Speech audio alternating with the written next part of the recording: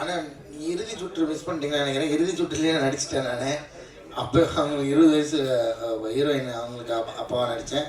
நான் அதான் நிறையா படம் அப்பாவாக நடிச்சிட்டேனே. அப்புறம் வந்து நம்ம அநீதியில் ஒரு கைண்ட் ஆஃப் அப்பாவாக இருக்கும், மெர்சலில் ஒரு பையனுக்கு அப்பாவாக நடித்தேன். இப்போ இதில் ஒரு ஒரு விதமான அப்பாவாக இருக்குது. ஸோ எனக்கு ஆல்ரெடியே நான் நிறையா தான் அப்பா நடிச்சுட்டேன்னு நினைக்கிறேன்.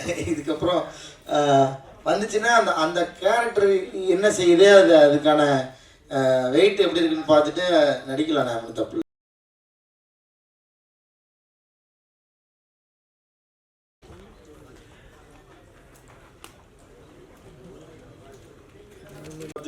நல்லா சொன்னீங்க. படம் அது அந்த தரத்துக்கு இருந்தது. பட் இந்த வழக்கமாக சத்யராஜ் சார் எல்லா படத்துக்குமே வந்துடுவார், சின்ன ரோலாக நடித்தாலும். இந்த படத்துக்கு வராதுக்கு என்ன காரணத்துக்கு சக்ஸஸ் மீட்டுக்கு நீங்கள் பேசும்போதும் அவரோட பேரை மென்ஷன் பண்ணால் முட்டிங்க, அது ஏன் அந்த மறந்தீங்க? இல்லை சார், எல்லா ஆக்டர்ஸும் பொதுவாக நான் நன்றி தெரிவிச்சுட்டேன் சார். எல்லாருமே இதில் ஃபேமிலி ப்ளஸ் இதில் இருந்து சின்ன ஆக்டர்ஸ்லேருந்து சத்யராஜ் சார் வரைக்கும் நான் பொதுவாக எல்லாருக்கும் நன்றி தெரிவிச்சுட்டேன். சத்யராஜ் சார் வராததுக்கு காரணம் டேட் இஷ்யூ தான் சார், வேறு எதுவும் இல்லை. அப்புறம் அடுத்த படம் ஒரு சரித்திர படமாக இருக்கும் அப்படின்னு சொல்லிட்டு காளி வெங்கட் சார் சொல்கிறாரு. ஆமாம் சார். அது என்ன மாதிரி கதை எப்படி இருக்கும் அப்படின்னு சொல்லிட்டு சொல்லுவாங்க தான். பேன் இண்டியா படமா?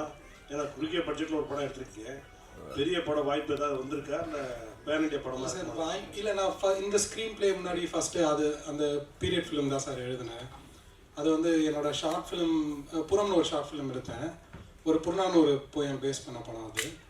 ஸோ கிட்டத்தட்ட அந்த போயமோட ஒரு கண்டினியூஷனாக தான் அந்த கதையை நான் எழுதினேன். ஸோ ஃபஸ்ட்டு படத்துலேயே அவ்வளோ பெரிய படம் எடுக்க முடியாதுன்றதுனால சின்னதாக ஒன்று பண்ணலான்னு தான் இந்த ஸ்க்ரீன் பிளே நான் எழுதினேன்.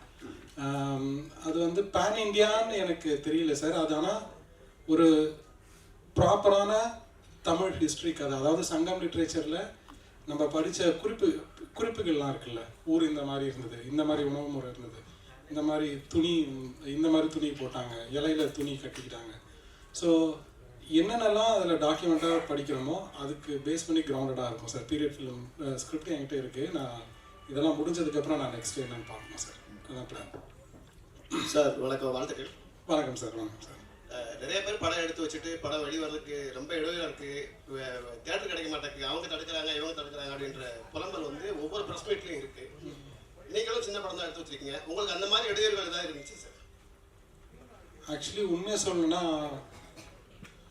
இந்த படத்துக்கு இல்லை சார். ஏன்னா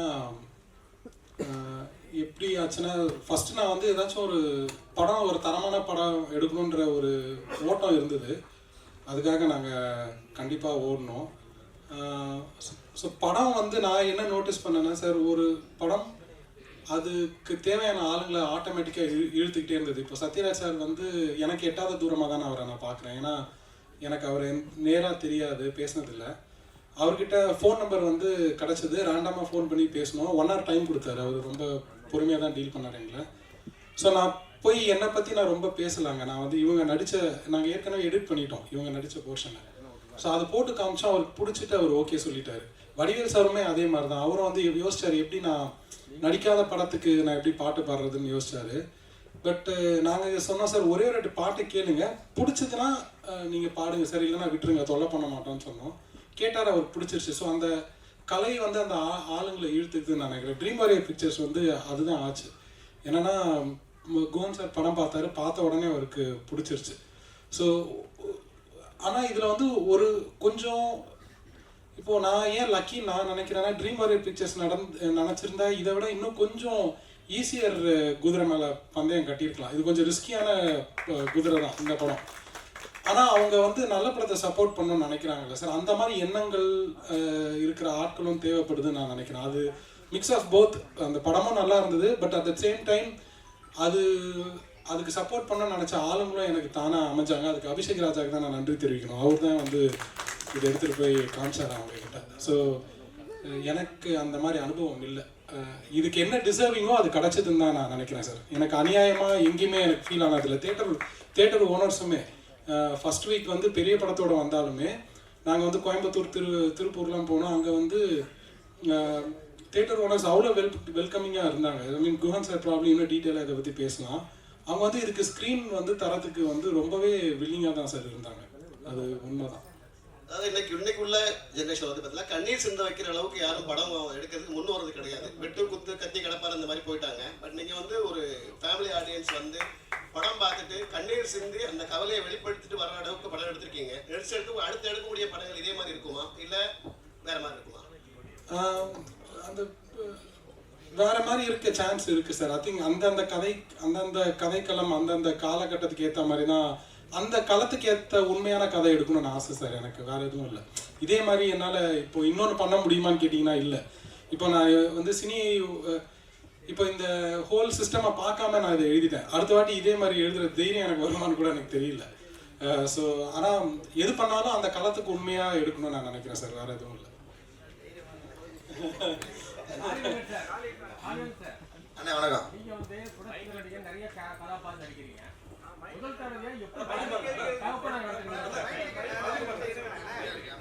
இந்த கேள்வியும் பதிவாக இருக்க ஒரு தடவை இதில் கேட்டுருங்க. ஒன்றும் இல்லை, முதல் தடவையா நீங்கள் ஒரு தகப்பனார் இடத்துக்கு ஒரு பையனுக்கு ஒரு குடும்பத்தில் தலைவனாக ஒரு தகப்பனார் இடத்துல நடிக்கிறீங்களா? இன்னும் தகப்பனார் வேலையும் நடிக்கலாமா? எப்படி உங்கள் கேரக்டர் எப்படி இருக்குன்னு நினைக்கிறீங்க?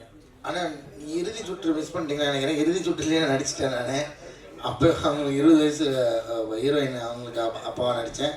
நான் தான் நிறைய படம் அப்பாவாக நடிச்சிட்டேனே. அப்புறம் வந்து நம்ம அநீதியில் ஒரு கைண்ட் ஆஃப் அப்பாவாக இருக்கும். மெர்சலில் ஒரு பையனுக்கு அப்பாவாக நடித்தேன். இப்போ இதில் ஒரு விதமான அப்பாவாக இருக்குது. ஸோ எனக்கு ஆல்ரெடியே நான் நிறையா தான் அப்பா நடிச்சிட்டேன்னு நினைக்கிறேன். இதுக்கப்புறம் வந்துச்சுன்னா அந்த கேரக்டர் என்ன செய்யுது, அதுக்கான வெயிட் எப்படி இருக்குன்னு பார்த்துட்டு நடிக்கலாம். நான் ஒன்றும் தப்பு இல்லை. நன்றிண்ணே. வணக்கம் சார்.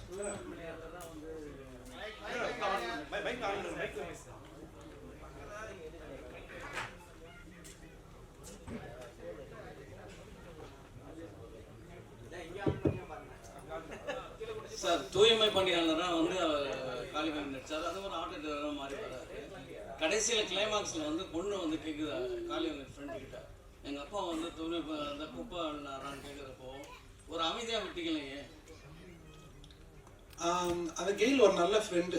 ஏன்னா காளி வெங்கட் சாரோட கேரக்டர் வந்து என் பசங்கிட்ட மட்டும் சொல்லிடாதன்னு சொல்லியிருக்க ஒரு பேக் ஸ்டோரி தான் அது.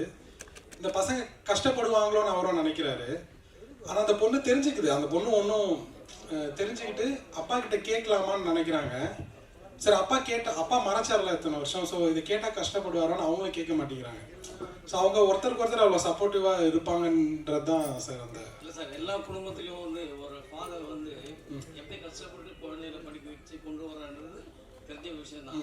அந்த விஷயத்த அந்த கேர்ளுக்கு தெரிஞ்சிருக்கலாம் இல்லையா? டாக்டருக்கு அவங்களுக்கு தெரிஞ்சிடும். அதான் அந்த தம்பி பையன் சொல்லியிருப்பான்.